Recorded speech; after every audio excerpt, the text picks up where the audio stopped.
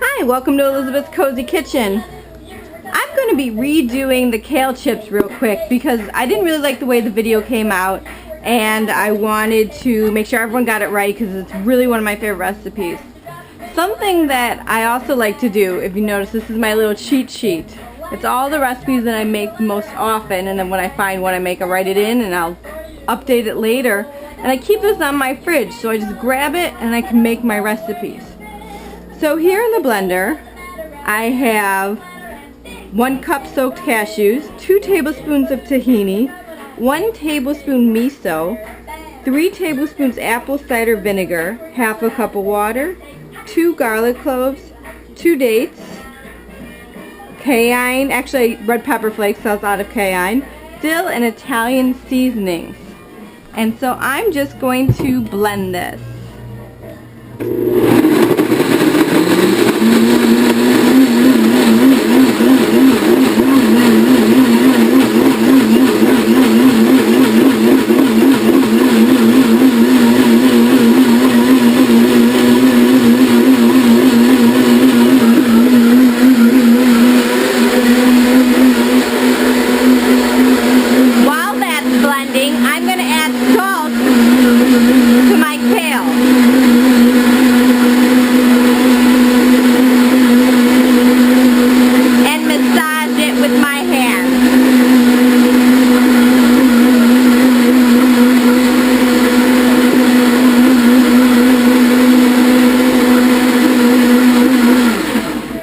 Now you might be wondering how I got the kale like this. What you want to do, and this is kind of a yellow leaf, which is why I haven't put it in there.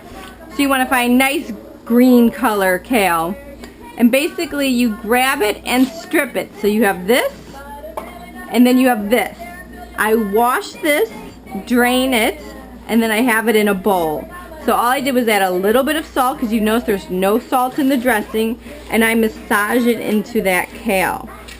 And by the time I'm done with that, as you notice my blender turned off, I can grab my dressing, which is a spicy dressing, but it's definitely one of my favorite kale recipes. I've never found any of the store brands that I like as much as this one. So you can use as much or as little dressing depending on how loaded you want your kale to be. So the more dressing you have on your kale, the more coated it'll be, the more flavor it'll have.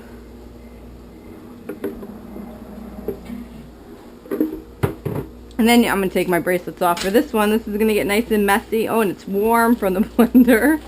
And you just massage it in. And when you're using very little dressing, today I really loaded it up. I think I did 1.5 cups of cashews because I had a lot of kale. You really just want to kind of massage it into the leaf. When I'm not using that much, sometimes I'll take a leaf and I'll like individually kind of make sure that the dressing gets into each and every piece. And my kale chips is one of those recipes that my sister, who does not normally like vegetables, and loves. And so one time, like even recently, she saw my bag. One thing everyone thinks is a bag of pot, which I just think is ridiculous. Like, why am I eating a bag of pot? But she's like, oh, is that kale chips? Can I have some? And I'm like, always I was like amazed when my sister says something like that. Because, you know, coming from someone who doesn't normally like vegetables, and then she's asking for kale chips because one time we were on a road trip and that's all I brought for myself, so she tried them. By the way, I love these for road trips, but if not, if you're wearing something nice, because they are so messy. Messy, messy, messy. So that's one tray. If you notice, I have the trays here for the dehydrator, and there's no Teflon sheet. It's just the one with the holes in it, and you just kind of lay it on.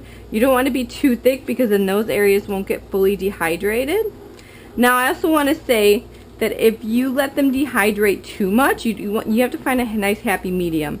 And you don't want to keep the chips for more than a week after they've been dehydrated. But what happened one time is I forgot about them. They were in the dehydrator making my house smell amazing, and I left them in there for 2 days instead of my normal, 8 to 12 hours. They got so crispy that I didn't like them. And then on top of it, as soon as they came out of the dehydrator, within a few hours, they actually, it must have been humid or something, and they actually absorbed all of the humidity in the air, and then they were soggy. And I want my kale chips crunchy. So don't forget about them in the dehydrator. You see, I just like see a spot that doesn't have sauce on it. I'm just kind of massaging it in. And every once in a while you'll get a piece of a date that hasn't fully blended. Stick that on. That's the good points. So it makes 2 trays, and I separate these into about, I'm going to say 6 to 7 bags. I get the sandwich bags and I fill those in so they're serving size. Otherwise I could probably plow through both trays if I'm not thinking about it. Kind of like potato chips. You can't stop eating them. So I'm going to put this in my dehydrator at my regular 110 degrees. They'll dehydrate while I'm at work. I'm going to work right now, so about 8 to 12 hours they'll be in the dehydrator. You can also do them overnight. I'm going to come back to my house smelling amazing. And I will have kale chips for the rest of the week. So I like to make a batch of kale chips at least once a week. Here are my hands. Now I have to try and touch my camera. Thank you for joining me, and I hope to see you soon back in my kitchen.